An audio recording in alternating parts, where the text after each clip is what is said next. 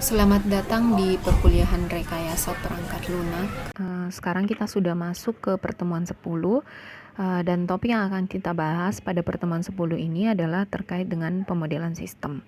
Nah, untuk topik tentang pemodelan sistem ini akan dibahas di dua pertemuan, yaitu pada pertemuan 10 dan pertemuan 11. Nah, apa tujuan dari pembahasan terkait dengan pemodelan sistem ini? Yang pertama, Anda diharapkan nanti bisa menjelaskan jenis perspektif apa yang kemudian digunakan dalam memodelkan perangkat lunak. Kemudian yang kedua, Anda diharapkan bisa nanti membuat pemodelan sistem dalam bentuk grafik untuk merepresentasikan sistem perangkat lunak yang dikembangkan. Kemudian yang ketiga, Anda diharapkan mampu menjelaskan jenis pemodelan yang bisa dibuat berdasarkan dari perspektif konteks, interaksi, struktural, dan tingkah laku sistem. Dan yang terakhir adalah Anda diharapkan bisa membuat model perangkat lunak nanti dalam bentuk grafik menggunakan diagram yang disebut dengan diagram UML. Nah, pada topik ini akan dibahas beberapa hal, yaitu 6 poin ini yang ada di slide 3. Yang pertama adalah tentang pengantar pemodelan sistem, kemudian selanjutnya nanti dibahas 5 jenis pemodelan pada sistem. Yang pertama adalah pemodelan membuat model konteks, model interaksi, model struktural, model behavioral, sama sedikit penjelasan tentang yang disebut dengan model driven engineering. Nah, untuk pertemuan 10 ini yang akan dibahas adalah terkait dengan 3 poin di atas.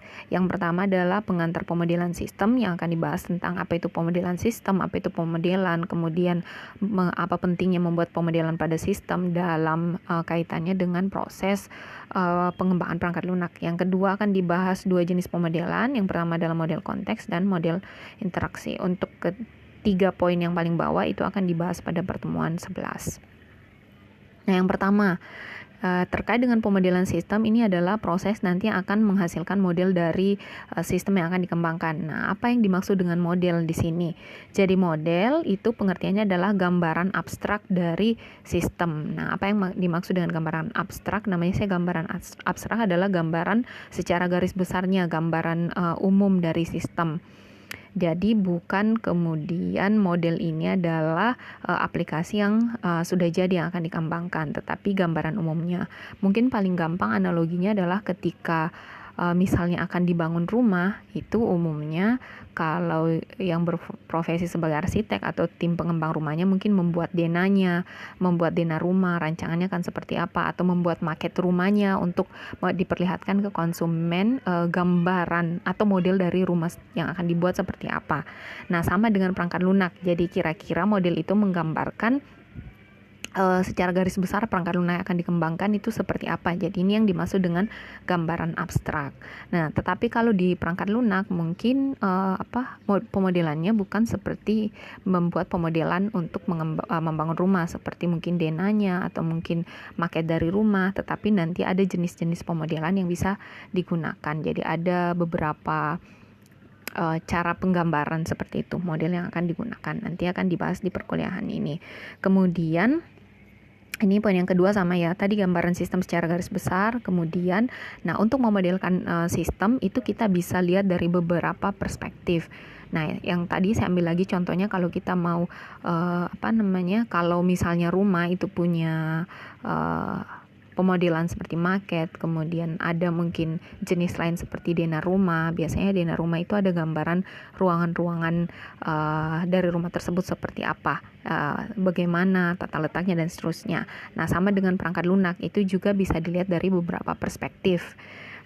Ini ada perspektif yang pertama dilihat dari konteks sistemnya seperti apa, kemudian yang kedua dilihat dari interaksi dalam sistemnya seperti apa. Jadi interaksi dalam sistem nanti bisa dimodelkan dalam bentuk gambar juga, nanti ada gambaran grafik yang bisa digunakan. Kemudian untuk memodelkan kalau dilihat dari sisi struktur sistemnya, kemudian yang terakhir dilihat dari sisi tingkah laku sistemnya seperti apa.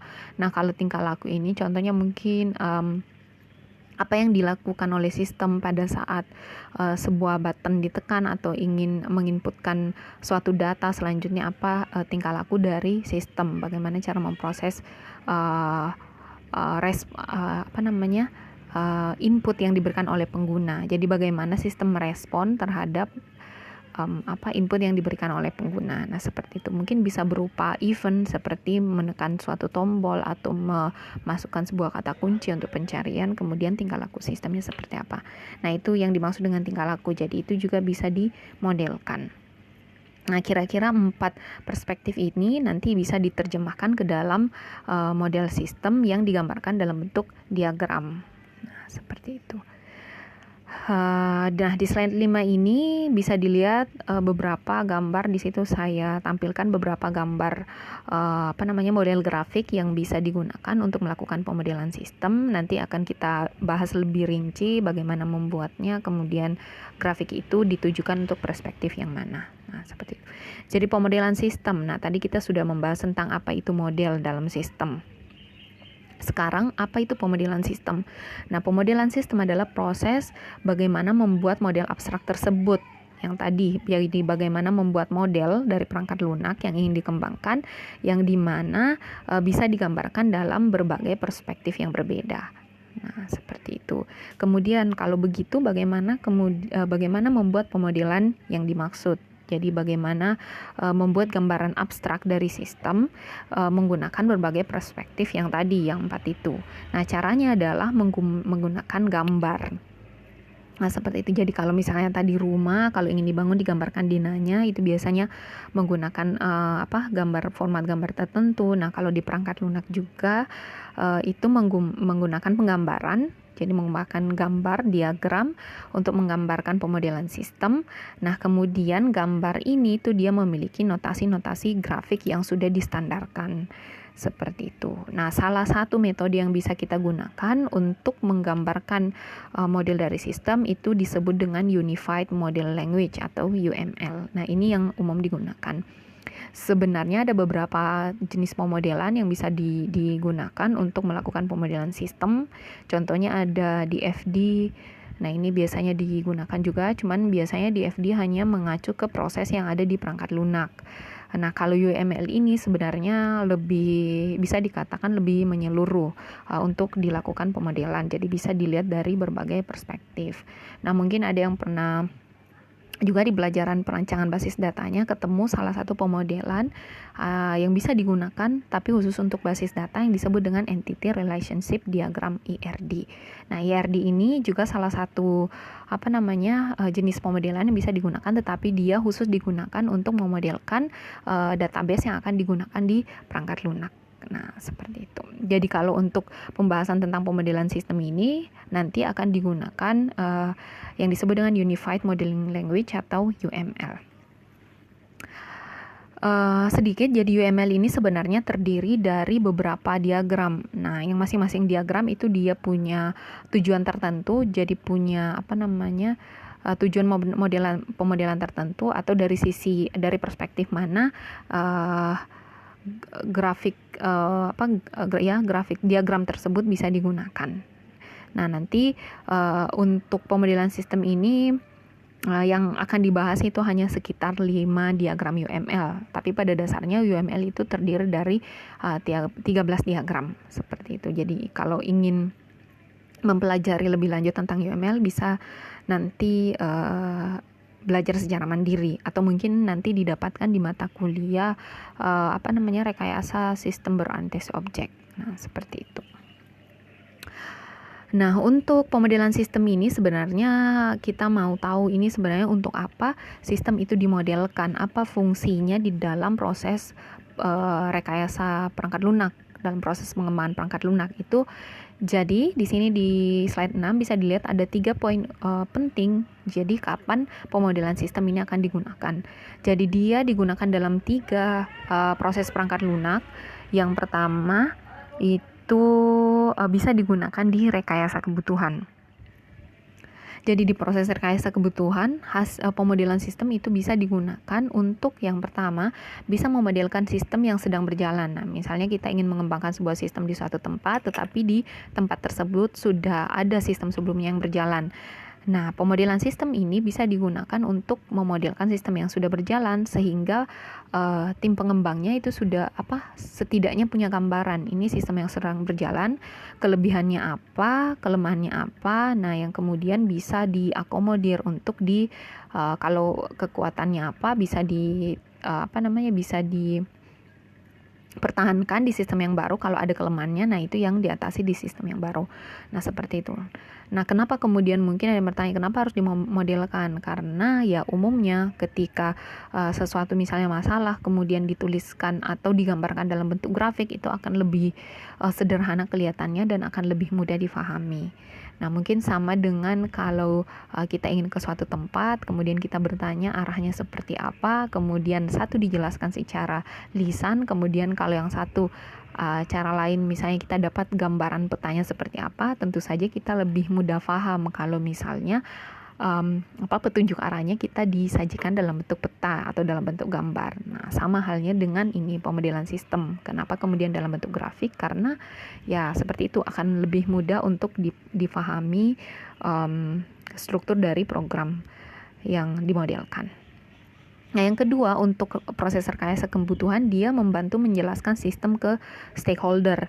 Nah, kalau yang poin kedua ini, yang dimodelkan itu adalah sistem yang akan dikembangkan. Nah, ini sebenarnya sudah ada dijelaskan di materi tentang rekayasa kebutuhan, di mana salah satu cara untuk bisa menggali atau menemukan kebutuhan pengguna ketika penggunanya juga kurang paham untuk menjelaskan kebutuhannya apa, yaitu dengan satu menggambarkan model grafiknya. Nah, kalau ada yang masih ingat, itu salah satunya bisa menggunakan use case diagram.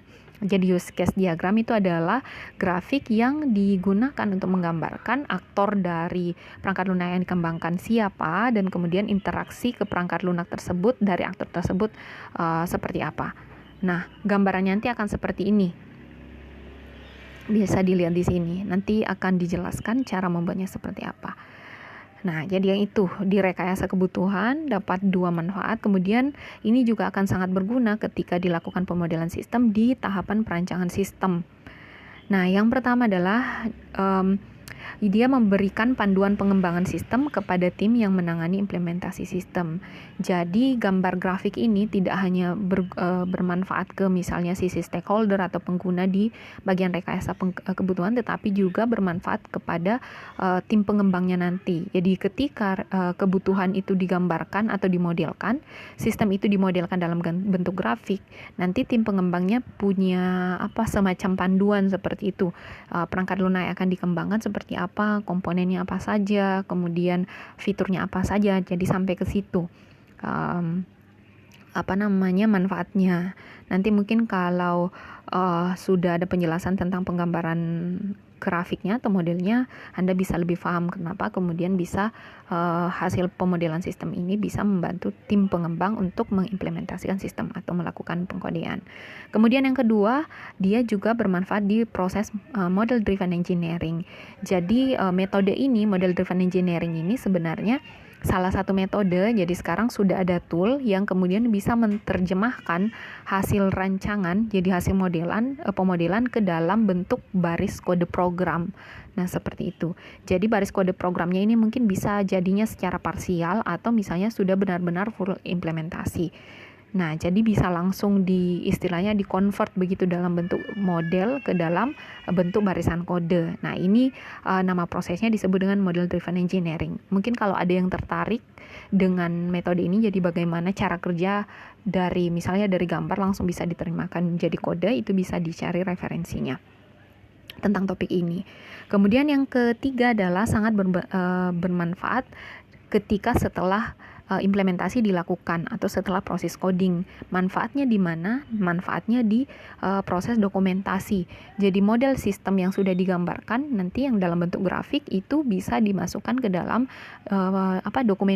dokumentasi. Nah, seperti itu. Jadi bisa menjadi dokumentasi dari pengembangan sistem yang akan dikembangkan. Dokumentasinya nanti dia menjelaskan struktur perangkat lunak sama operasi-operasi apa saja yang ada di perangkat lunak tersebut. Nah, kemudian khususnya pemodelan sistem untuk dokumentasi ini dia sangat bermanfaat di dokumentasi pada saat proses pengembangannya menggunakan pendekatan agile. Dimana kan kalau misalnya yang agile ini dia bukan maksudnya fokusnya bikin dokumentasi yang sangat rinci seperti itu. Tidak berbeda dengan yang menggunakan proses pengembangan plan driven. Nah, kalau agile kan ya lebih fokus ke pengembangan implementasi sistemnya dibandingkan dengan dokumentasinya. Tetapi tidak kemudian tidak membuat dokumentasi sama sekali. Nah, ini yang kalau di pendekatan agile, dokumentasi yang dalam bentuk pemodelan sistem ini sudah cukup untuk dijadikan dokumentasi. Jadi dia tidak terlalu detail juga, tidak memakan waktu, tetapi setidaknya ada dokumentasi gambaran umum tentang sistem yang akan dikembangkan. Nah, dokumentasi ini sangat bermanfaat. Mungkin saya ulang sedikit, dia bermanfaat untuk penentuan kontrak sistem, kemudian dia bermanfaat ketika nanti proses maintenance. Misalnya maintenance-nya dilakukan oleh tim yang berbeda dengan tim pengembang. Jadi kalau sudah punya istilahnya DNA dari aplikasinya, operasi apa yang akan diaplikasi ketika ingin diperbaiki, perangkat lunaknya ingin dikembangkan, itu sudah lebih mudah. Nah, seperti itu. Nah, kita lanjut ke pemodelan sistem. Nah, tadi ini sudah dibahas sedikit di depan. Jadi jenis-jenis pemodelan sistem yang didasarkan atas kita mau memodelkan berdasarkan perspektif apa. Nah, itu secara garis besar nanti yang akan dibahas ada 4. Jadi dari perspektif eksternal, nanti pemodelan sistemnya akan digambarkan. Yang pertama dari perspektif eksternal, ini pemodelan sistemnya akan dilakukan dengan memodelkan konteks atau lingkungan sistem. Nah, di sini. Jadi dimodelkan sistem yang akan dikembangkan seperti apa, kemudian apakah ada interaksi dengan sistem lain di lingkungannya nanti atau di tempat implementasinya.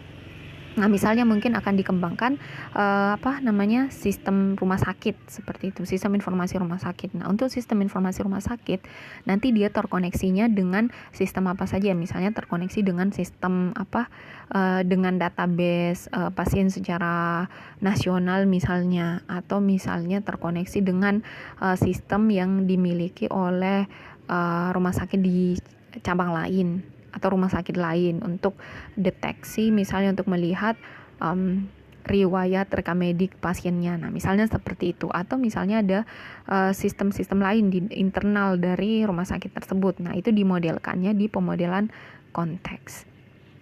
Ini yang disebut dengan perspektif eksternal.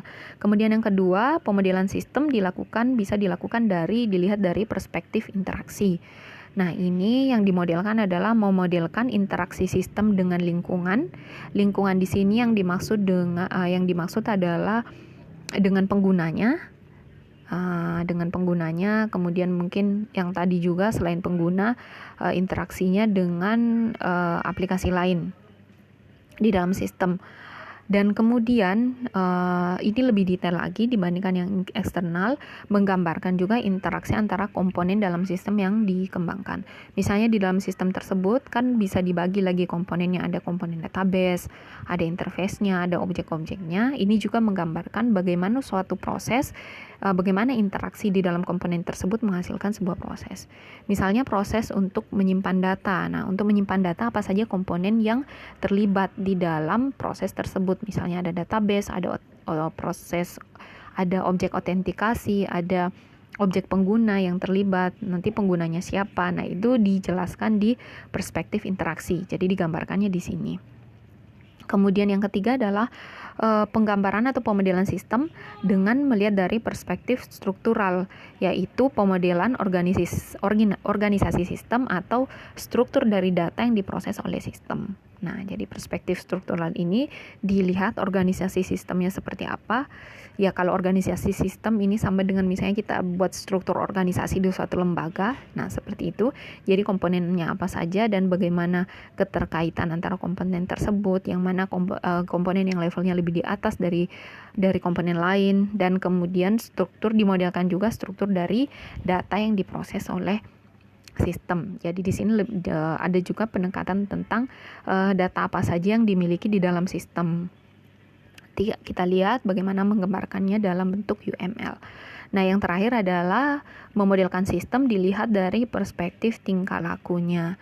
Nah, jadi kalau pemodelan tingkah laku ini nanti dimodelkan tingkah laku sistemnya seperti apa yang bisa dikerjakan oleh sistem, dan juga memodelkan bagaimana sistem merespon kejadian atau events. Nah, salah satu contohnya mungkin paling gampang, events ini seperti apa kalau di perangkat lunak, misalnya button diklik atau misalnya teksnya disorot. Nah, itu apakah ada respon-respon khusus yang harus diberikan oleh perangkat lunak terkait event yang diberikan oleh penggunanya. Seperti itu. Nah, jadi keempat perspektif ini yang akan dijadikan acuan untuk membuat pemodelan sistem. Nah, dari perspektif tadi itu yang 4, kemudian nanti akan dibuat pemodelan atau penggambaran sistem, dan pemodelan yang dilakukan tadi di awal saya sudah jelaskan menggunakan diagram yang disebut dengan Unified Model Language atau UML. Nah, untuk UML sendiri sebenarnya diagramnya itu ada banyak, kalau saya tidak salah ada 13, nanti bisa dicari sendiri. Tetapi untuk pembahasan di materi ini nanti kita hanya menggunakan 5 yang paling umum digunakan. Nah, 5 ini saja sudah bisa menggambarkan 4 perspektif yang dimungkinkan, 4 perspektif yang bisa digunakan untuk pemodelan sistem. Jadi diagramnya nanti ada 5. Yang pertama ada activity diagram, ada use case diagram, ada sequence diagram, ada class diagram, kemudian ada state diagram. Jadi semuanya dalam bentuk diagram. Kalau diagram berarti pemodelannya dalam bentuk grafik menggunakan notasi-notasi atau simbol-simbol grafik. Nah, yang pertama ada activity diagram. Kalau activity diagram ini dia menggambarkan aktivitas yang dilakukan dalam sebuah proses atau pemrosesan data. Jadi ini lebih ke perspektif struktural dari sistemnya. Jadi kalau activity diagram ini nanti menggambarkan proses bisnis dari sistem yang akan dikembangkan seperti apa dari awal sampai akhir. Nah, bisa digambarkan dalam satu diagram saja. Jadi menggambarkan aktivitas-aktivitas apa saja yang dilakukan dalam sebuah proses. Atau bisa dikatakan fitur apa saja yang bisa digunakan oleh pengguna di dalam sistem yang akan dikembangkan, tetapi secara berurutan prosesnya. Nah, kemudian di sini juga bisa dituliskan bahwa bisa juga menggambarkan bagaimana pemrosesan data di dalam sistem yang dikembangkan terjadi. Nah, seperti itu. Nah, misalnya paling contohnya kalau misalnya yang mengembangkan aplikasi misalnya di sebuah kafe di sebuah kafe itu kan prosesnya pasti dari awal mulai dari pemesanan sampai misalnya prosesnya pembayaran pesanan. Nah, itu kan pasti dari mulai pemesanan sampai pembayaran itu ada beberapa aktivitas yang harus dilakukan, ada proses yang harus dilakukan, ada pertukaran data yang terjadi. Nah, itu kemudian dimodelkan di dalam activity diagram. Seperti itu. Yang kedua adalah use case diagram. Nah, use case diagram ini dia ke arah di pemodelan sistem yang dilihat dari perspektif interaksi. Nah, ini. Jadi dia menggambarkan interaksi antara sistem dan lingkungannya. Jadi bagaimana lingkungannya ini bisa pengguna, bisa sistem lain. Nah, bagaimana contohnya pengguna ini bagaimana caranya berinteraksi dengan sistem. Atau paling gampangnya diagram ini akan menjelaskan apa saja layanan yang bisa digunakan oleh pengguna di sistem yang akan dikembangkan. Nah, ini digambarkannya nanti dalam bentuk use case diagram. Nah, yang ketiga adalah sequence diagram. Sequence diagram ini juga masih tergolong diagram yang memodelkan sistem dari perspektif interaksinya. Tapi kalau sequence diagram ini dia lebih spesifik, tidak hanya menggambarkan interaksi antara sistem dan lingkungannya, tetapi menggambarkan interaksi antara lingkungan, dalam ini aktor yang menggunakan perangkat lunak, kemudian interaksi dengan sistem dan komponen di dalam sistem. Jadi lebih detail lagi. Kalau misalnya di use case diagram hanya menggambarkan pengguna ini bisa menggunakan layanan apa, bisa berinteraksi dengan sistem seperti apa.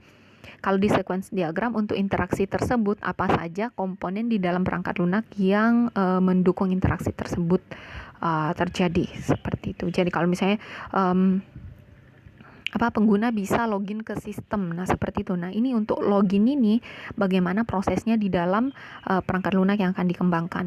Nah, prosesnya ini itu yang akan digambarkan di dalam sequence diagram. Atau kalau paling gampangnya spesifikasi fungsional yang kalian gambarkan di bab 1 di projectnya. Yang lebih detail itu bagaimana langkah-langkah untuk kebutuhan pengguna. Nah, itu digambarkannya dalam bentuk diagram, dan penggambarnya bisa menggunakan sequence diagram ini.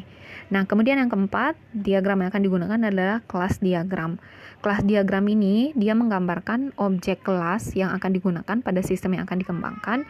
Kalau objek kelas ini yang paling gampang memahaminya kalau kita lihat sudut pandang pemrograman, paradigma pemrograman objek oriented.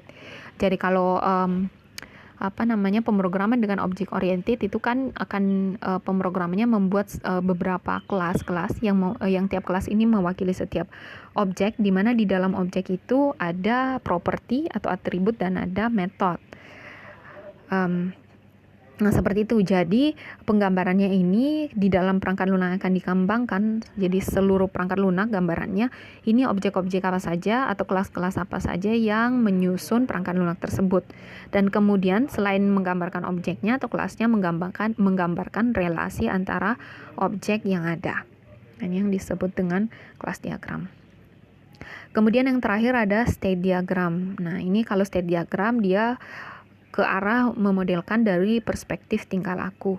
Jadi ini bagaimana sistem merespon kejadian internal dan eksternal. Nah, kejadian ini bisa dalam bentuk event. Jadi bagaimana perubahan state atau perubahan di dalam perangkat lunak, perubahan state-nya apabila ada sebuah kejadian atau ada event yang diberikan oleh pengguna misalnya ke sistem yang akan dikembangkan. Ya, responnya mungkin bisa dalam bentuk perubahan perubahan state perangkat lunak, mulai misalnya dari state-nya waiting sampai ready misalnya. Nah, state-nya seperti itu.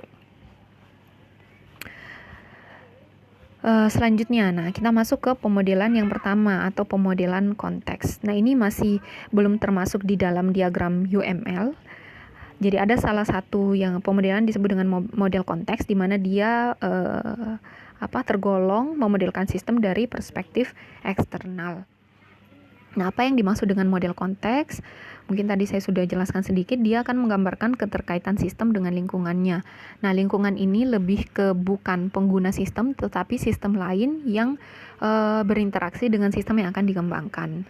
Nah, mungkin tadi saya kasih contoh kalau yang di rumah sakit, apakah ada sistem internal lain yang terkoneksi dengan perangkat lunak, atau misalnya kemarin saya lihat penjelasan proyeknya ada yang membuat absensi online. Nah, yang ini kalau misalnya bikin absensi online, kalau dia terkoneksi misalnya dengan sistem learning di sebuah perguruan tinggi, nah itu akan digambarkan di model konteks. Jadi sistem apa saja yang terkoneksi di perangkat lunak tersebut. Nah, koneksinya ini bisa berupa misalnya sistem yang akan kita kembangkan, datanya akan dikirimkan ke sistem lain. Nah, itu juga masuk koneksi. Atau misalnya sistem yang akan kita kembangkan menggunakan data dari sistem lain atau mengakses database dari sistem lain. Nah, ini juga masuk dituliskan di dalam model konteks. Nah, untuk apa guna dari pemodelan konteks ini? Jadi pada saat kita memodelkan konteks, itu kita bisa tahu batasan di sistem yang akan kita kembangkan seperti apa. Nah, jadi kalau kita tahu sistem yang akan kita kembangkan koneksinya dengan sistem yang mana, itu kita sudah tahu nanti yang sistem yang akan kita kembangkan fitur apa yang harus ada dan fitur apa yang tidak perlu kita masukkan karena kita sudah bisa mengaksesnya dari perangkat lunak lain yang dari eksternal. Nah, ini yang dimaksud dengan batasan sistem. Nah, misalnya kalau sistem yang tadi, sistem pembelajaran online, kalau dia terkoneksi dengan sistem learning yang ada di perguruan tinggi, kalau misalnya diimplementasikannya di perguruan tinggi, nah itu batasannya sudah tahu bahwa misalnya sistem kita akan mengimpor saja data, mengambil data dari database learning tersebut untuk database mata kuliah yang sedang berjalan, siapa pengajarnya atau siapa dosennya dan siapa mahasiswa untuk tiap mata kuliah tersebut. Nah, itu berarti bahwa kalau kita impor data tersebut dari sistem lain, di sistem yang akan kita kembangkan tidak perlu ada untuk inputan data mata kuliah, kemudian mahasiswa dari input data mahasiswa yang mengambil mata kuliah tersebut. Nah, itu kan kita sudah tahu batasan sistem yang akan kita kembangkan bagaimana, tinggal bagaimana membangun nanti di sistem kita caranya untuk bisa menarik data dari sistem yang saling terkoneksi. Nah, seperti itu. Nah, ini yang dimaksud bahwa model konteks nanti kita sudah punya gambaran fitur apa yang perlu ada dan fitur apa yang tidak perlu kita masukkan. Nah, yang keempat, ini bisa digunakan sebagai panduan penentuan fungsional sistem. Nah, ini masih ada kaitannya dengan batasan sistem. Jadi, apa yang harus ada di sistem, apa yang tidak perlu kita buat. Nah, yang kelima adalah model konteks ini kita tidak perlu menggambarkan jenis relasi sistem dengan lingkungan. Jadi, tidak perlu nanti pada saat digambarkan dalam bentuk diagram itu walaupun ada garis yang ditarik antara sistem yang kita kembangkan dan sistem lain itu, tapi tidak perlu dibahas sana relasinya ini seperti apa, tidak perlu diberikan secara detail seperti itu. Nah, contohnya diagram model konteks seperti ini di slide 10. Jadi ini sambil contoh untuk kasus ini sudah kita bahas, sudah jadi tugas juga tentang Mencare, jadi klinik untuk perawatan kesehatan mental.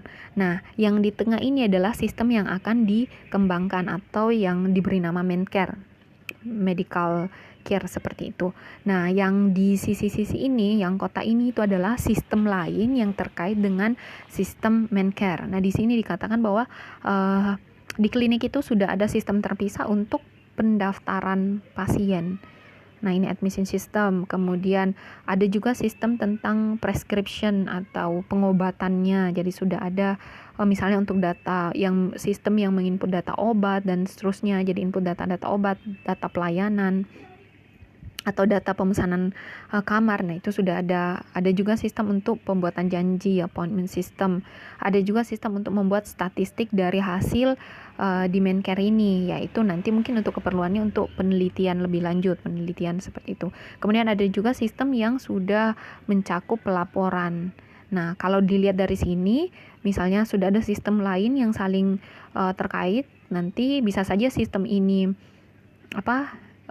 menggunakan data dari Mencare, atau sistem ini memberikan data atau membolehkan mengakses data, Mencare bisa mengakses data dari sistem ini, seperti itu. Nah, kalau dilihat dari sini bisa dilihat bahwa nanti Mencare ini sistemnya dia lebih berfokus untuk manajemen data untuk pasien, konsultasi, begitu, konsultasi pasien. Jadi proses perawatannya, proses konsultasinya, data manajemen data konsultasinya. Karena kalau misalnya untuk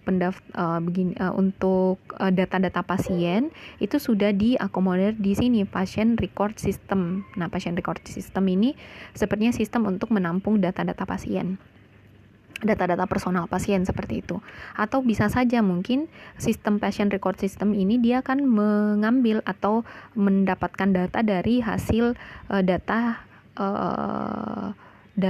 di Mencare seperti itu, data konsultasi pasien di Mencare ini. Nah, jadi di sini kalau di model konteks itu tidak perlu dijelaskan relasi seperti apa yang dimiliki sistem yang akan dikembangkan dengan sistem lain, cukup diberikan garis saja bahwa ada keterkaitan antara Mencare dengan sistem lain. Nah, sistemnya apa saja? Nah, seperti itu. Atau bisa juga seperti ini. Nah, ini saya pakai lebih ke arah DFD, diagram DFD. Jadi kalau di sini model konteksnya dia memodelkan antara pengguna dengan sistemnya. Misalnya ini sistem informasi pembukingan tiket, digambarkan saja sebagai gambar bundar seperti ini. Nanti konteksnya akan dilihat siapa penggunanya. Misalnya di sini sistemnya penggunanya adalah penumpang, passenger, sama si manajer mungkin yang memiliki perusahaan ini pemesanan tiket, seperti itu. Nah, ini kalau dilihat dari sini berarti tidak ada sistem eksternal yang terkait dengan sistem ini. Kemudian di sini lebih ke data yang diperoleh oleh masing-masing pengguna itu apa. Jadi misalnya kalau manajer dari sistemnya nanti dapat laporan finansialnya. Kemudian kalau passenger dia akan memberikan data datanya ke sistem, kemudian nanti sistemnya akan memberikan output ke passenger berupa tiket. Jadi kalau model konteks ini secara umum saja penggambarannya antara sistem yang dikembangkan dengan lingkungannya, bisa dengan sistem lain, bisa dengan pengguna. Seperti itu.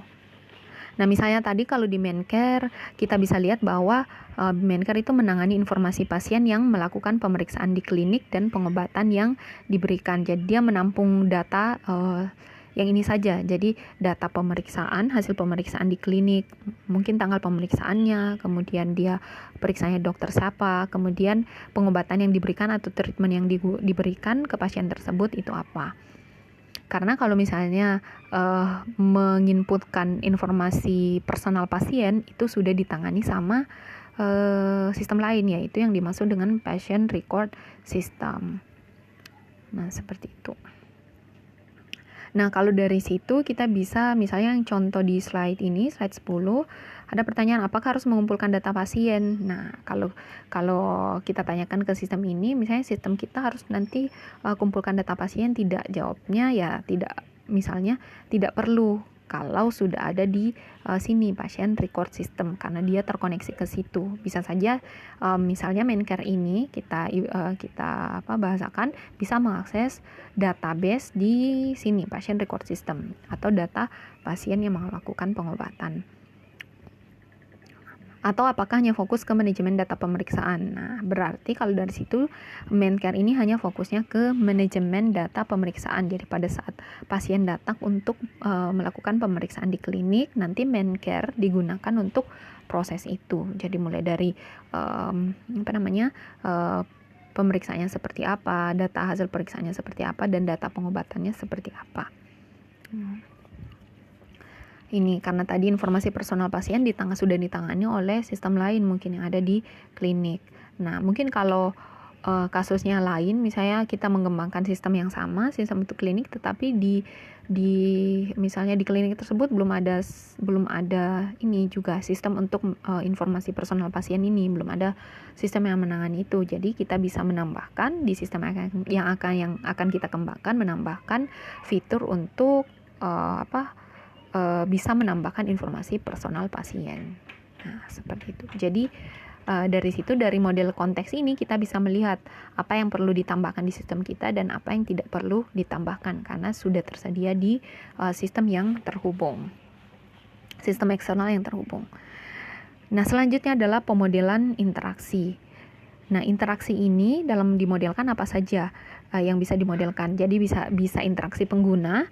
Memodelkan interaksi pengguna yaitu input yang diberikan oleh pengguna ke sistem dimodelkan dan output yang diterima pengguna dari sistem. Nah, itu interaksi pengguna bisa dimodelkan. Kemudian interaksi sistem yang dibangun dengan sistem lainnya. Itu juga bisa digambarkan dengan model interaksi. Jadi satu model ini, nanti grafiknya bisa menggambarkan ketiga interaksi ini. Dan kemudian interaksi antar komponen sistem. Nah, pemodelan interaksi pengguna digunakan dalam identifikasi kebutuhan pengguna. Jadi ini tadi sudah dijelaskan sebenarnya. Jadi di proses rekayasa kebutuhan atau elisitasi kebutuhan, pemodelan interaksi ini tuh bisa digunakan untuk memberikan gambaran ke pengguna. Nanti ini sistemnya bisa apa saja dan kemudian bisa dievaluasi oleh pengguna dan menambahkan mungkin kalau ada fitur yang dirasa perlu ditambahkan di sistem. Kemudian pemodelan interaksi dengan sistem lain digunakan untuk melihat masalah komunikasi yang mungkin terjadi. Jadi masalah komunikasi yang dimaksud ini adalah komunikasi dengan yang sistem lain, bukan dengan pengguna.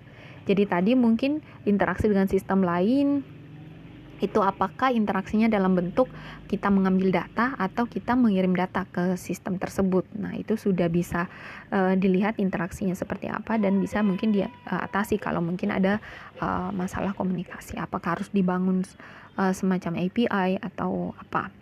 Nah, yang keempat adalah pemodelan interaksi antar komponen digunakan untuk mengetahui struktur sistem. Struktur sistem seperti apa itu bisa ketahuan nanti pada saat pemodelan interaksi digambarkan dalam bentuk sequence diagram. Nanti kelihatan di situ bagaimana interaksi antar komponen untuk mengerjakan suatu layanan di sistem. Nah, ini bisa digunakan untuk melihat apakah nanti performansi dan dependability dari sistem itu bisa tercapai.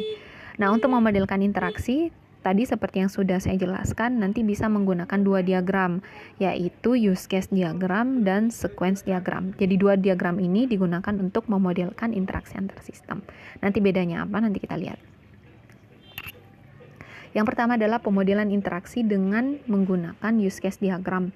Nah, untuk use case diagram ini, interaksi yang dimodelkan adalah interaksi antara aktor dengan sistem yang akan dikembangkan. Nah, seperti itu. Jadi aktornya bisa apa di sistem yang dikembangkan. Nah, seperti itu. Nah, manfaat dari use case diagram ini yang tadi sudah disebutkan bahwa mendukung elisitasi kebutuhan.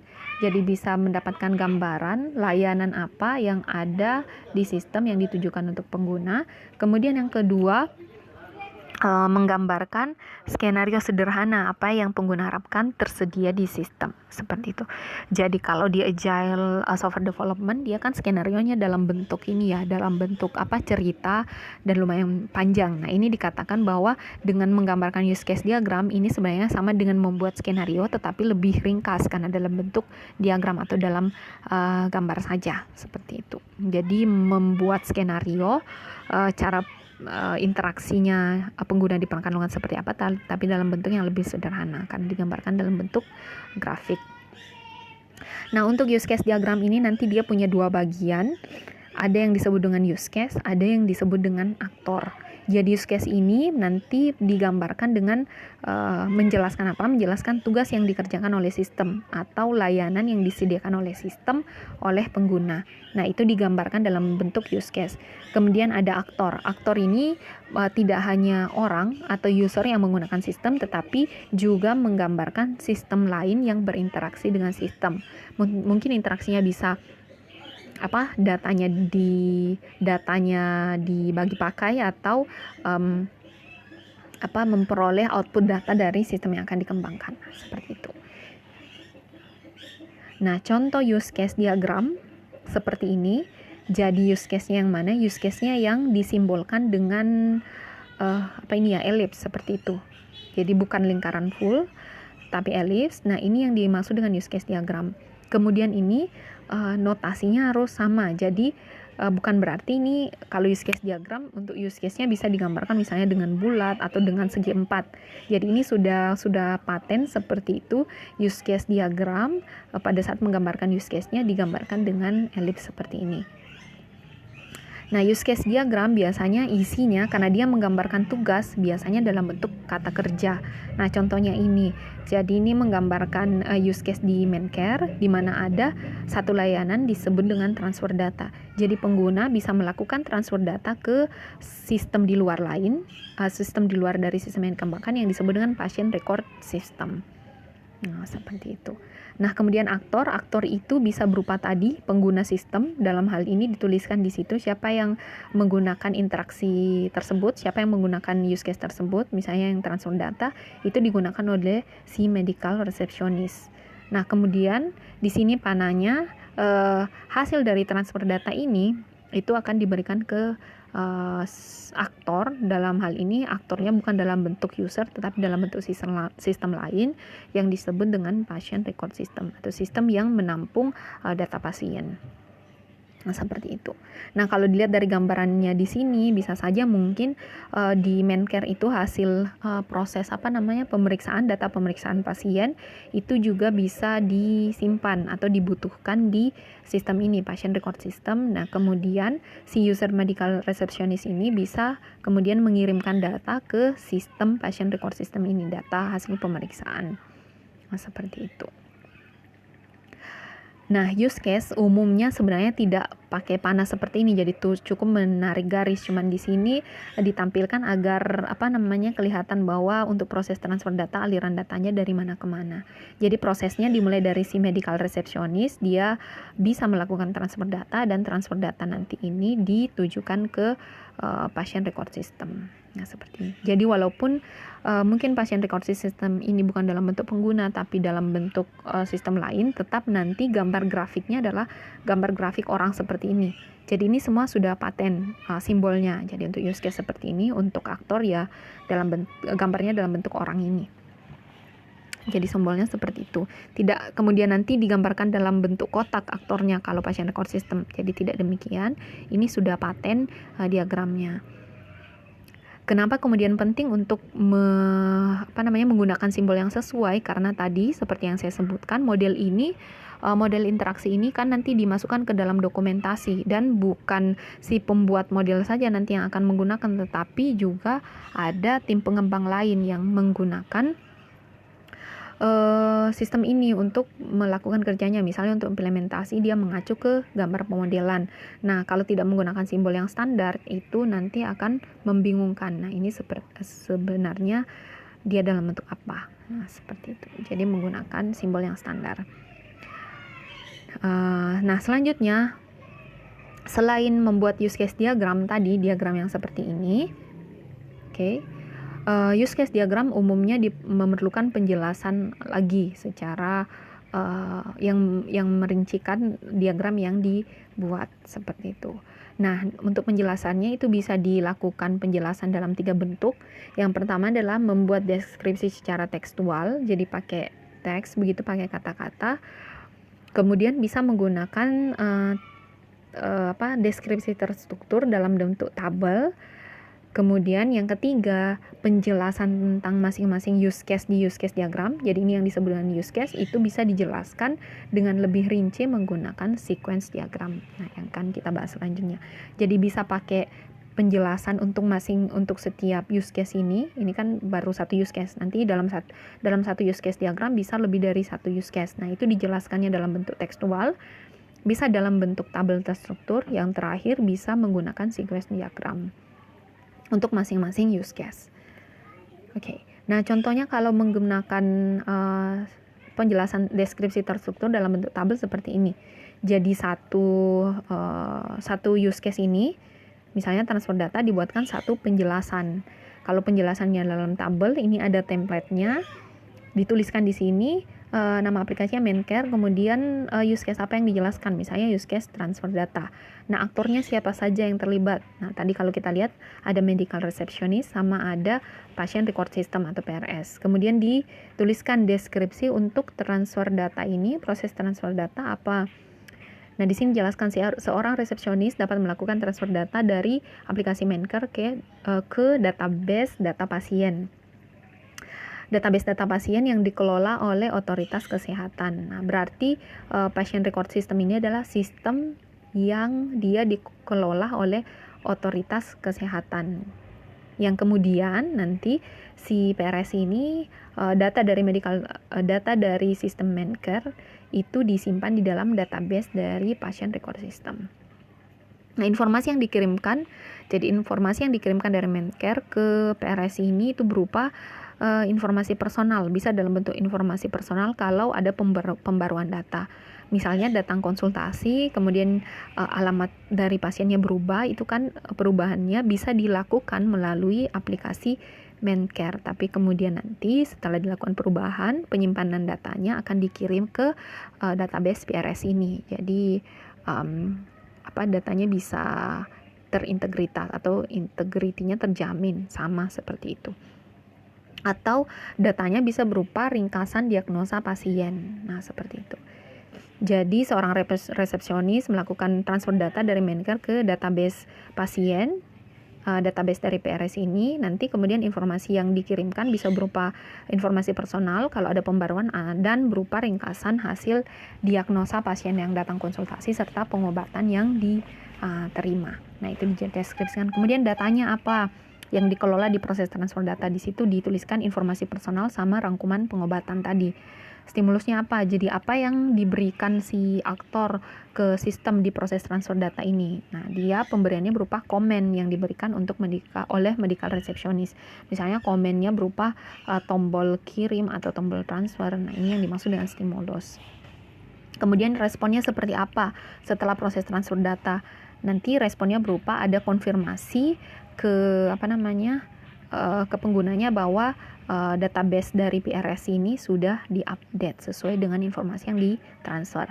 Kemudian ditambahkan komentar kalau ada misalnya tambahan bahwa resepsionis dia harus memiliki izin keamanan, jadi dia harus diautentikasi untuk mengakses informasi pasien dan mengakses data PRS. Misalnya kalau ini yang dimaksud bahwa nanti untuk transfer data ini ada harus proses autentikasi pada saat transfer data ke sistem eksternal di PRS ini harus ada autentikasi bahwa memang yang mengirim data ini adalah pengguna yang terpercaya seperti itu.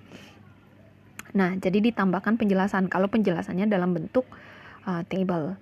Bisa juga tadi penjelasannya dalam bentuk deskripsi tekstual, bisa juga penjelasannya dalam bentuk diagram lain, yaitu yang disebut dengan sequence diagram. Nah, ini contoh use case. Untuk Mencare ini hanya dilihat dari satu sisi user atau dari satu sisi aktor. Misalnya ini dari medical receptionist. Jadi digambarkan aktor medical receptionist ini bisa mengakses layanan apa saja di sistem.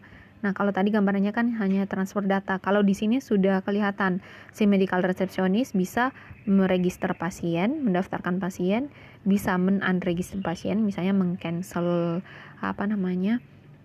kalau batal untuk konsultasi, bisa melihat data pasien, bisa melakukan tadi transfer data, dan bisa mengontak pasien lewat aplikasi. Nah, di sini jadi ada gambarannya si medical receptionist, layanan apa saja yang bisa diakses di sistem. Nah, sebenarnya dari diagram ini tadi sudah bisa dilihat, bisa digunakan untuk elisitasi kebutuhan bahwa nanti yang Mencare ini sistem yang akan kita mau kembangkan, fitur-fitur apa saja yang harus tersedia. Nah, ini sebenarnya hanya gambaran singkatnya saja dari Mencare. Padahal kalau kita lihat penjelasan tentang Mencare ini kan ada beberapa aktor yang mungkin terlibat. Nah, kalau kita masukkan semua itu bisa digambarkan dalam satu use case diagram. Misalnya menambahkan manajer di dalam sini seperti ini. Jadi digambarkan dalam satu use case, misalnya ada manajer rumah sakit.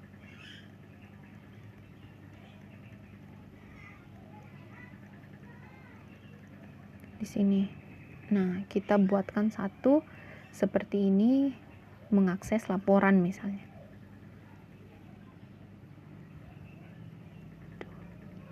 Ya, mengakses laporan seperti itu. Nah, ini digambarkan dalam satu use case. Atau misalnya dokter. Nah, dokter ini bisa apa? Seperti itu. Jadi digambarkan secara satu keseluruhan. Nah, use case ini bisa digambarkan per aktor, bisa juga digambarkan dalam satu diagram use case. Jadi dalam satu diagram use case semuanya sudah ada aktornya dan semua sudah ada use case-nya tergambar seperti itu.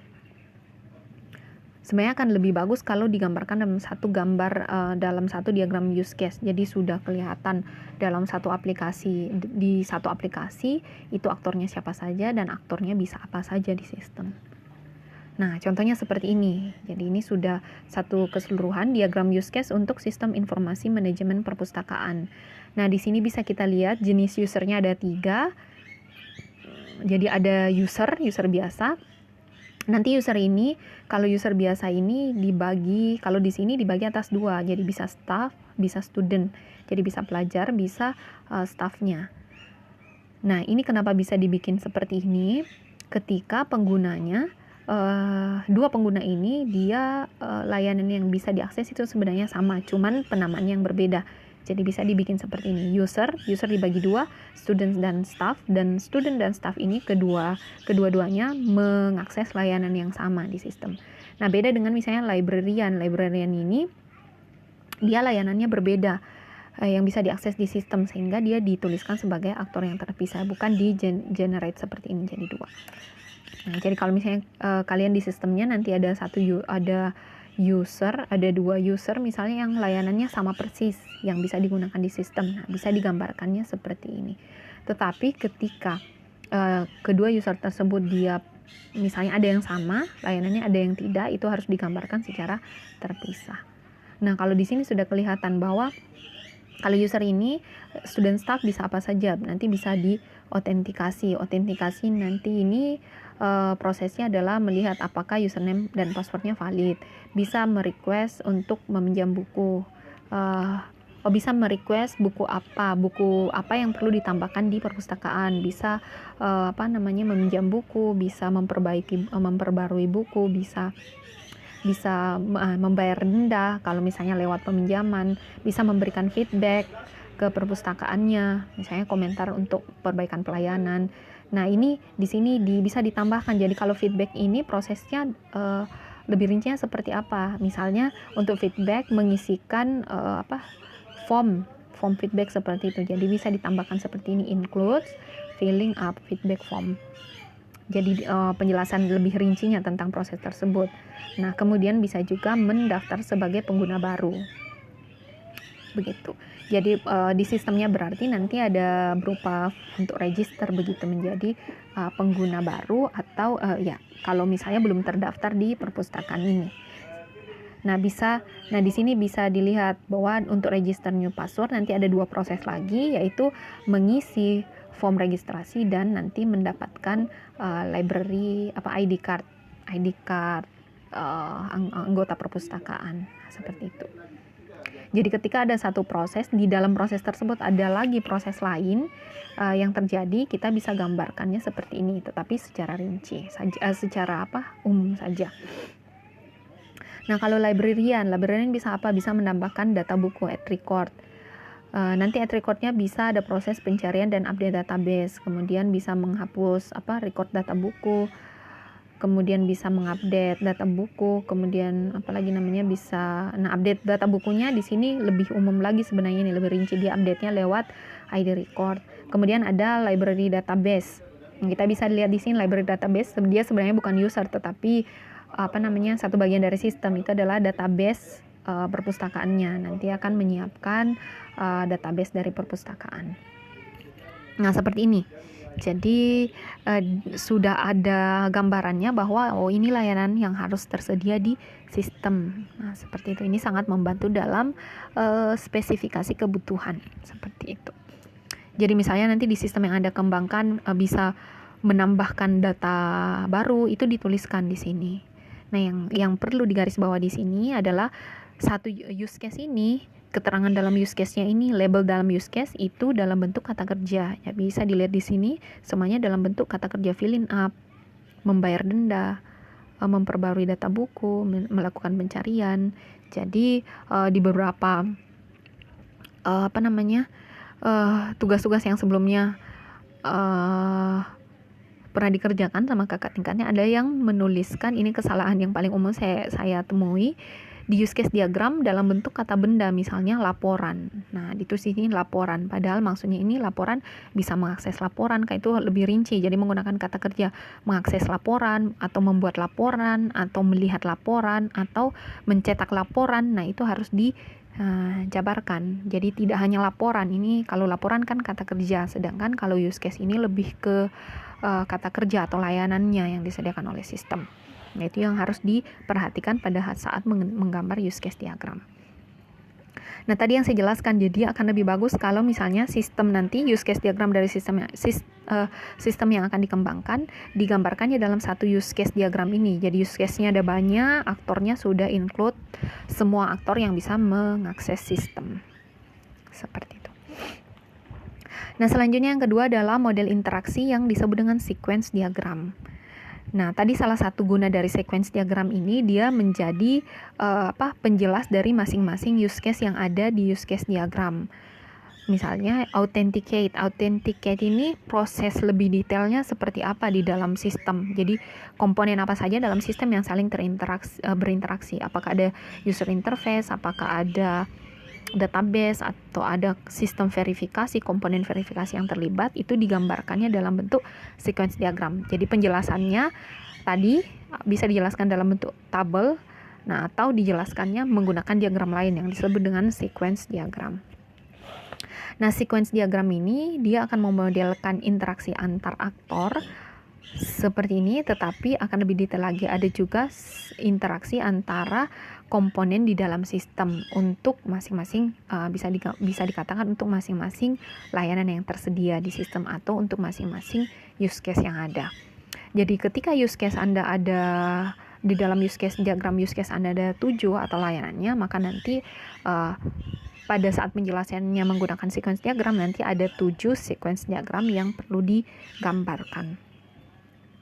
Nah, sequence diagram ini dia akan menampilkan rangkaian interaksi yang terjadi untuk setiap use case tadi yang saya jelaskan. Jadi untuk masing-masing use case, rangkaian interaksi di dalam komponen sistem itu seperti apa. Kemudian nanti interaksinya disimbolkan dengan arah panah seperti ini. Nah, kalau tadi ini di use case-nya interaksinya dalam bentuk garis begini saja. Kecuali kalau ada sistem lain yang exclude atau include di use case tersebut, itu baru arah panah. Kalau arah panahnya seperti ini, maaf saya kembali ke use case. Kalau arah panahnya seperti ini berarti use case ini dia akan memberikan sebuah data atau informasi ke use case lain. Kalau arah panahnya keluar seperti ini, itu artinya dari proses ini dia akan menghasilkan proses ini. Jadi kalau register user dia akan menghasilkan form registrasi dan menghasilkan mendapatkan library ID card keanggotaan. Jadi arah panahnya keluar. Nah, seperti itu. Kemudian rangkaian interaksi dibaca dari atas ke bawah. Nanti diagramnya jadi proses interaksinya ini, pembacaannya proses interaksi dibaca dari diagram atas ke bawah. Nah, seperti itu. Nah, contoh dari sequence diagram bisa kita lihat di slide 21. Jadi ini sequence diagram dari use case untuk menampilkan informasi pasien misalnya. Jadi ada proses, bisa kita kembali ke use case diagram. Tadi ada di sini satu use case di mana si medical receptionist bisa menampilkan informasi tentang pasien. Jadi ada view patient info. Nah, ini untuk lebih jelasnya bagaimana proses melihat data pasien itu terjadi di dalam sistem, maka digambarkan dengan sequence diagram. Jadi apa saja yang terjadi. Nah, yang pertama aktornya itu ada dituliskan. Jadi aktornya adalah si medical receptionist. Ya, itu dituliskan seperti ini. Ini disebut aktor. Kemudian untuk view data pasien itu komponen apa saja yang digunakan di dalam sistem. Nah, di sini dituliskan bahwa ada 3 komponen yang akan digunakan, yaitu pertama komponen pasien info. Nanti jadi pasien info ini adalah sebuah interface interface aplikasinya. Nah, ini jadi dituliskan dalam bentuk seperti ini. Jadi pasien info ini adalah user interface aplikasi yang khusus untuk ini menampilkan data pasien. Nanti disimbolkan seperti ini, jadi digambarkan kotak seperti ini untuk komponennya, dikasih simbol, misalnya sini simbolnya P, kemudian ada pasien info. Kemudian komponen lain yang akan terkait itu adalah database dari Mencare. Nah, di sini dituliskan komponennya adalah database Mencare, dituliskan saja namanya, disimbolkan dengan D. Mencare database. Kemudian komponen lain adalah komponen otorisasi. Jadi nanti berarti ada proses otorisasi untuk menampilkan data pasien. Di sini dikasih simbol AS, dituliskan komponennya adalah authorization. Nah, kemudian di sini kita bisa lihat ada gambar kotak seperti ini, kotak panjang. Ini disebut dengan lifetime dari komponennya. Jadi kalau medical receptionist dia lifetime-nya dari awal proses ini sampai selesai karena digambarkannya kotaknya ada dari awal sampai akhir.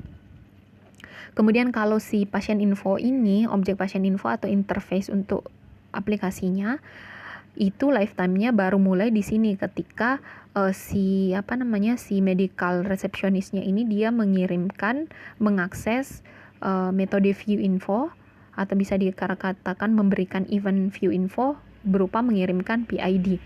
Jadi ID pasiennya ke interface ini. Misalnya mungkin ini dia menginputkan ID pasien di interface-nya seperti itu. Jadi di sini harus dituliskan metodenya apa. Di sini metodenya view info atau proses yang diakses adalah view info dengan mengirimkan PID pasien ke dalam interface. Seperti itu. Nah, baru mulai interface ini digunakan, jadi baru lifetime-nya dimulai. Jadi prosesnya dibaca dari atas. Kalau kita lihat di sini penjelasannya, ini disebut lifetime, ini disebut dengan alternatif. Jadi saya jelaskan dulu tiap komponennya. Alternatif ini ketika ada 2 pilihan yang terjadi. Misalnya ada kondisi ya dengan kondisi tidak, itu dituliskannya dalam bentuk alternatif. Jadi nanti prosesnya tidak kemudian proses yang ini dikerjakan kemudian proses yang di bawahnya, tetapi nanti prosesnya akan dipilih salah satu. Apakah dia otorisasinya oke, maka prosesnya yang di atas sini. Kalau otorisasinya gagal, maka yang dikerjakan adalah yang di bawah sini. Nah, ini sama dengan logika seleksi kalau di pemrograman atau if. Nah, ada kan kondisi true, ada kondisi false. Kalau di sequence diagram digambarkannya seperti ini. Nah, kalau kita ingin membaca proses menampilkan informasi pasien, jadi langkahnya kan seperti ini. Si medical receptionist dia akan mengirim request berupa view info dengan mengirimkan data PID, menginputkan data PID ke objek komponen pasien info yang berupa interface kalau di sini. Nah, kemudian dari interface ini ketika diterima PID-nya, ID pasiennya, dia akan mengakses memberikan report info kemudian PID sama UID. UID ini adalah ID user yang mengakses medical receptionist. Kemudian nanti dikirimkan ke komponen database. Di sini baru mulai aktif komponen database-nya. Setelah itu dari database dia harus ketika mengirimkan info yang dibutuhkan apa, kemudian ID pasien yang infonya ingin dilihat apa, sama user ID yang mengakses itu siapa. Kemudian untuk info dan UID-nya, user ID yang mengakses itu akan dikirimkan ke objek otorisasi. Nah, di sini berarti perlu dicek dulu apakah UID pasien yang ingin mengakses data pasien ini valid atau tidak, seperti itu, atau terdaftar atau tidak. Nah, setelah itu di objek otorisasi, di sini diotorisasi apakah infonya valid, apakah ID usernya valid. Kemudian ada feedback. Nah, feedback di sequence diagram itu digambarkan dengan garis putus-putus seperti ini. Jadi setelah dikirimkan, prosesnya adalah hasilnya adalah hasil otorisasinya seperti apa. Nah, ini ada dua pilihan hasil otorisasinya dari database. Apakah dia oke, terotorisasi, UID-nya valid dan infonya valid, seperti itu. Kalau infonya valid, maka di sini prosesnya adalah pasien info akan dikirimkan ke user interface. Berarti ID pasien yang dikirimkan tadi, yang diminta untuk dilihat, itu dikirimkan. Jadi sudah ditampilkan ke interface di sini komponen pasien info dan bisa dilihat oleh si medical receptionist. Tetapi kalau otorisasinya gagal, nah di sini dituliskan otorisasinya gagal, dia akan menampilkan pesan error bawah akses tidak diizinkan. Nah, jadi secara detail. Jadi kita bisa lihat di sini bahwa proses untuk menampilkan informasi pasien dia akan melibatkan 3 komponen, yaitu interface untuk melihat info pasien, database, dan proses otorisasi dengan aliran datanya seperti ini. Nah, jadi kalau kalian nanti buat, ikutilah panduan di sini. Jadi kita lihat lifetime komponennya. Nah, misalnya di sini lifetime-nya itu dia tidak sampai selesai. Jadi ketika sudah otorisasinya diberikan, hasil otorisasinya diberikan, nanti si objek otorisasinya ini lifetime-nya selesai. Jadi prosesnya selesai di sini. Jadi nanti digambarkan dengan garis putus-putus karena kita sudah tidak menggunakan lagi. Seperti itu. Sedangkan kalau si medical receptionist, dia lifetime-nya sampai selesai, sampai memberikan hasil apakah bisa melihat data pasien atau tidak bisa karena tidak terotorisasi. Jadi bahkan di sini sudah kelihatan bahwa kalau gagal terotorisasi nanti ada pesan error yang tampil bahwa tidak ada akses ke situ oleh pengguna. Bisa kita lihat di sini aliran datanya juga ada untuk misalnya menampilkan data pasien, data apa yang harus diberikan. Berarti datanya berupa PID atau ID dari pasien. Nah, ini nanti kalau misalnya di aplikasi atau di project yang Anda buat, tinggal disimbolkan saja atau variabel untuk data yang dimaksud itu seperti apa. Nah, itu sequence diagram penjelasannya. Jadi dia lebih detail lagi interaksinya. Jadi tidak hanya interaksi antara sistem dengan aktor, tetapi lebih ke bahkan interaksi di dalam komponen sistem untuk cara kerja dari sebuah use case atau layanan. Nah, ini penjelasan dari yang tadi saya jelaskan. Nanti bisa Anda baca sendiri prosesnya seperti apa dari gambar sequence diagram di slide 21. Nah, ini contohnya sequence diagram lain untuk transfer data. Jadi ini lebih yang tadi proses transfer data digambarkan secara detail prosesnya dalam bentuk sequence diagram, bukan dalam bentuk tabel. Nah, bisa dilihat di sini objeknya apa saja, komponennya apa saja yang terlibat, ada pasien info, ada database, sama ada otorisasi. Kemudian ada aktornya, ada dua, yaitu si medical receptionist sama ada PRS ini, sistem yang tadi, patient record system. Nah, ini dituliskan. Nah, langkahnya untuk transfer data di sini lebih rinci lagi. Jadi si medical receptionist itu harus login dulu di PRS. Kalau loginnya oke, kemudian ada alternatif. Nah, alternatifnya apakah dia tadi kalau interaksi ke PRS, tadi kan penjelasannya ada dua, bisa update info, jadi bisa update info pasien, bisa update data summary atau hasil pemeriksaan. Nah, kalau untuk update data pasien nanti prosesnya seperti ini. Kalau pemilihannya jadi untuk mengakses PRS dari Mencare, kalau memilihnya bahwa pengaksesannya itu berupa mengupdate info pasien, maka dimulai dari melakukan update pasien, nanti diaksesnya lewat interface pasien info, kemudian dimasukkan user ID untuk otorisasi. Jadi apakah si medical receptionist yang mengakses ini memang terotorisasi ID-nya? Kalau dia terotorisasi di sini, maka bisa mengupdate PID. Di sini diupdate PID-nya, kemudian mengupdate informasi pasien yang PID-nya dikirimkan di sini. Ketika update-annya oke, maka dia akan mengirimkan feedback ke database dan akan ada pesan oke yang tampil di interface pasien info, seperti itu.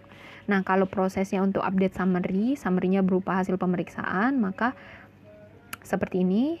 Prosedurnya adalah misalnya dituliskan summarize, user ID-nya masih sama, dia ada proses otorisasi. Oh iya, ini mestinya ada gambarnya, ada agak sedikit keliru, mestinya di sini ada lifetime seperti ini. Ya, karena lifetime-nya dibutuhkan di sini. Nah, kemudian ada objek summary yang berupa summary hasil pemeriksaan, kemudian diupdate berdasarkan ID pasien. Update-nya oke, dia akan mengirimkan pesan ke interface pasien info bahwa update-nya berhasil. Langkah terakhir adalah melakukan logout dari sistem PRS. Nah, seperti itu. Jadi bisa dilihat di sini, semoga jelas perbedaan antara model interaksi use case diagram yang dia lebih umum dengan sequence diagram yang dia lebih spesifik menjelaskan layanan yang ada di sistem atau setiap use case yang ada di use case diagram. Nah, itu tadi penjelasan tentang pemodelan sistem untuk pertemuan 10. Tadi kita sudah membahas apa itu pemodelan sistem, model sistem, sudah membahas 2 diagram, sudah membahas 3 diagram, yaitu diagram konteks, diagram use case, dan diagram sequence diagram. Kalau begitu, saya cukupkan untuk pertemuan kali ini. Kalau ada yang mau ditanyakan, mungkin nanti bisa dituliskan di Google Classroom-nya. Saya cukupkan, sekian, terima kasih.